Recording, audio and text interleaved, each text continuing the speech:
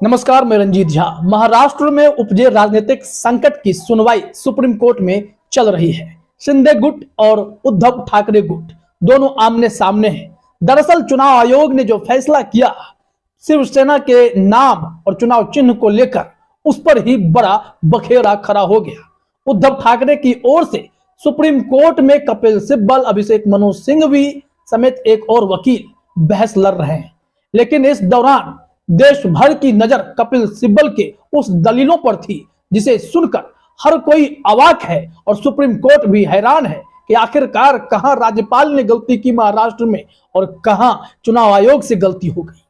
आखिर कैसे शिंदे गुट को मुख्यमंत्री पद की शपथ दिलाई गई। इन तमाम मुद्दों पर कपिल सिब्बल ने जो सुप्रीम कोर्ट में बातें कही है, उसे सुनकर शिंदे गुट भी हैरान परेशान है कि कहीं इस बार शिवसेना पर जो कब्जा जमाने की मंशा है, चुनाव आयोग हालांकि उनके हक में फैसला दे चुका है, बावजूद इसके सुप्रीम कोर्ट कहीं अपना फैसला पलट ना दे, क्योंकि कपिल सिब्बल ने जो बातें कही है वो बेहद ही गंभीर हैं और देश हित में कही है। हम उनके कोर्टेड स्टेटमेंट को आज बताएंगे। आपको पता है कि संविधान पीठ में खुद चीफ जस्टिस डीवाई चंद्रचूड़ है, उनके अलावा justice MR. Shah, justice Krishna Murari, justice Hema Kohli और जस्टिस पी.एस. नरसिम्हा शामिल हैं। इन सब ने बैठकर बारीकी से कपिल सिब्बल को सुना है। उनके एक एक पॉइंट को नोट किया गया है, क्योंकि उद्धव ठाकरे और शिवसेना ये दोनों ऐसे जुड़े हुए हैं। समझ लीजिए कि कैसे बाला साहब ठाकरे ने 1966 में शिवसेना पार्टी बनाई। 57 साल इस पुरानी पार्टी पर आज संकट है।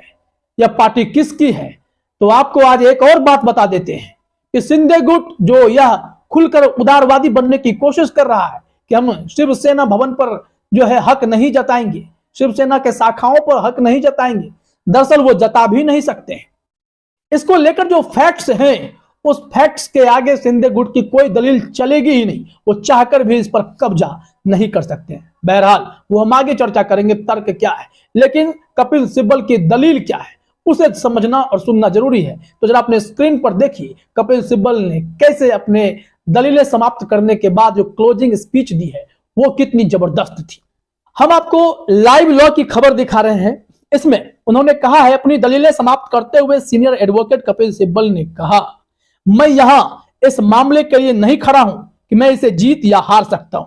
मैं यहां उस चीज की सुरक्षा के लिए खड़ा हूं जो हमारे दिल के बहुत करीब है, संस्थागत अखंडता, और यह सुनिश्चित करने के लिए कि संवैधानिक प्रक्रियाएं जीवित रहें। यदि योर लॉर्डशिप इसे यानी राज्यपाल की कार्रवाई बरकरार रखते तो 1950 के दशक से हमने जो कुछ भी बरकरार रखा है यह उसके अंत का संकेत होगा। अब इनके कहने का मतलब क्या था, जरा वो समझिए।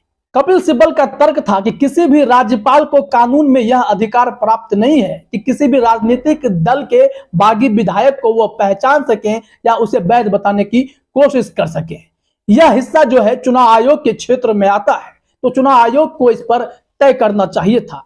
लेकिन राज्यपाल ने न सिर्फ एकनाथ शिंदे को मुख्यमंत्री पद की शपथ दिलाई बल्कि ऑडियंस भी दिया। इसको लेकर ही कपिल सिब्बल ने जो मजबूत तर्क दिए हैं, उसके बाद सुप्रीम कोर्ट भी इस मुद्दे को बेहद गंभीरता से लिया है। अब आगे देखिए कपिल सिब्बल ने क्या कहा। उद्धव ठाकरे शिवसेना के अध्यक्ष थे। किस हैसियत से राज्यपाल ने एकनाथ शिंदे से मुलाकात की और उन्हें मुख्यमंत्री पद की शपथ दिलाई। राज्यपाल अपने द्वारा विभाजन को मान्यता दी जो 10वीं अनुसूची के तहत वैध आधार नहीं है। यह है ऐसा चरण नहीं है जब सरकार चुनी जा रही हो, यह ऐसा चरण है जब चुनी हुई सरकार चल रही होती है। कपिल सिब्बल का यह भी तर्क बेहद ही महत्वपूर्ण माना गया है। शिंदे गुट के वकील वहां खड़े खड़े इस बात को जरूर महसूस कर रहे होंगे, जो उन्होंने असंवैधानिक प्रक्रिया का इस्तेमाल करके सत्ता हथियाई है वो गलत है।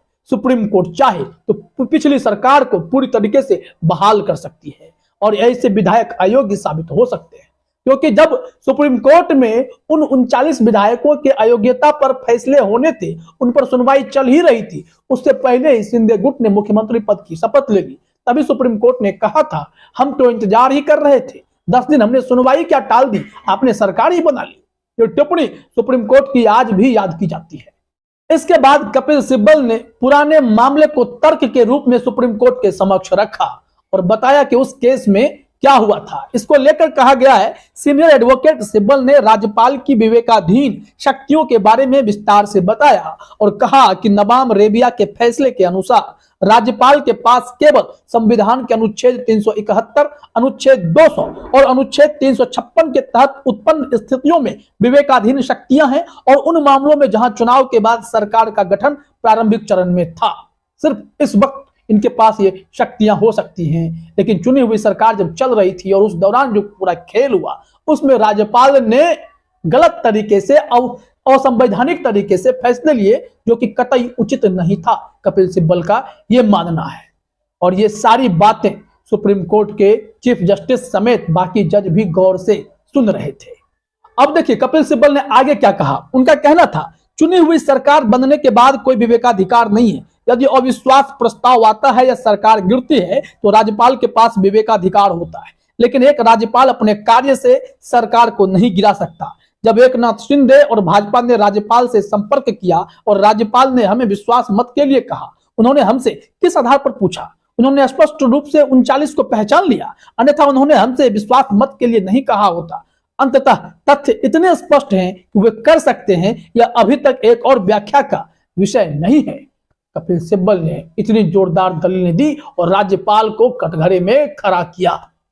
सुप्रीम कोर्ट अब इस मामले में क्या करेगा, क्या कार्रवाई होगी, ये तो जब आगे 27 तारीख को इस मामले में सुनवाई होगी तो समझ में आएंगी चीजें। उसके बाद चीफ जस्टिस डीवाई चंद्रचूड़ सारी बातों को सुन रहे थे।